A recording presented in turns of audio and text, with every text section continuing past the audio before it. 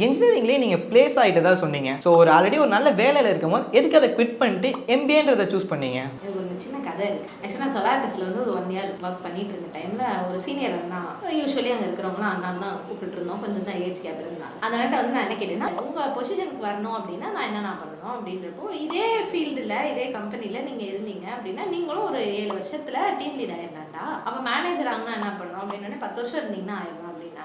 அப்புறம் 30 ரொம்ப லென்த்தியா இருக்கே அப்படின்னு சொல்லிட்டு ஒன்று ஸ்ட்ரைக் ஆச்சு. இதை நான் எதோட கனெக்ட் பண்றேன்னா, அந்த ஹெச்ஆர்லாம் ஃபர்ஸ்ட் கம்பெனிக்குள்ள ஜாயின் பண்ணோன்னே ஒரு கரியர் டயக்ராம் ஒன்று போட்டு காட்டுவாங்க. அதுலேயுமே அதை தான் சொல்லியிருந்தாங்க. 3 yearsல நீங்க பிசினஸ் அனாலிஸ்டா அசோசியேட்டா இருக்கிறீங்க, அசோசியேட் பிசினஸ் அனாலிஸ்டா இருக்கீங்கன்னா அதுல இருந்து பிசினஸ் அனாலிஸ்ட் போறதுக்கே ஒரு 2 to 3 years ஆகும்.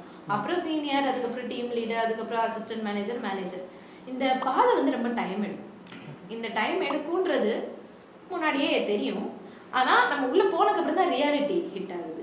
சரி, அப்ப ஃபர்ஸ்ட் சேலரி, நம்ம அதுல இருந்து next better growth and positions, third ஒரு சேலஞ்சிங்கான work, some work which is not very operations oriented இல்லாம டீம் லீட் பண்ற மாதிரியான ஒர்க்குக்கு வரணும் அப்படின்னா கண்டிப்பா எய்தர் நான் அதே கம்பெனில ஒர்க் பண்ணணும், அப்படி இல்லாட்டி நான் எம்பிஏ பண்ணணும் அப்படின்ற தாட் அப்படிதான் வந்துச்சு.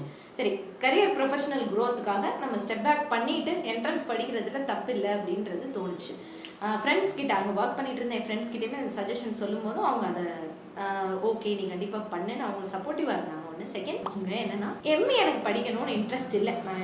ஓகே ஈஸி, சரி நான் நெக்ஸ்ட் வந்து எம்பிஏ அப்படின்ற ஒரு ஆப்ஷன் ஹையர் ஸ்டடீஸ்க்காக நம்ம எடுத்து கரியர் பார்த்து டெவலப் பண்ணிக்கலாம். இப்போ என் ஃப்ரெண்ட்ஸ் எல்லாம் அப்போ தான் முடிச்சுட்டு வெளியில் வர ஆரம்பிக்கிறாங்க. அவங்களோட பிளேஸ்மெண்ட் பேக்கேஜோ அவங்களோட கரியர் ஆப்பர்ச்சுனிட்டியோ அவங்க போய் உட்கார போகிற டெசிக்னேஷனோ ஃபார் பெட்டர் தென் மீ இருந்துச்சு. என்னை விட அதே ஏஜ்ல இருந்தாலும் எம்பிஏ பண்ணிட்டு வரும்போது என்னை விட 5 to 10 years அட்வான்ஸா வெளியிடும். ஃபார் எக்ஸாம்பிள் ஸ்ரீனிவாஸ் சொல்லிட்டு அவங்க நம்ம அகாடமியோட மேனேஜிங் பண்றாங்க. அவங்க அந்த டைம்ல சிம்பியாசிஸ்ல எம்பிஏ முடிச்சுட்டு வெளியில வர ஆரம்பிச்சாங்க. என்னோட ஜூனியர்ஸ்லாம் அடுத்து எம்பிஏ ஜாயின் பண்ண ஆரம்பிச்சாங்க. ஸோ வை நாட் நம்ம அதை பண்ணக்கூடாது அப்படின்னு ஒரு தாட் இருந்துச்சு.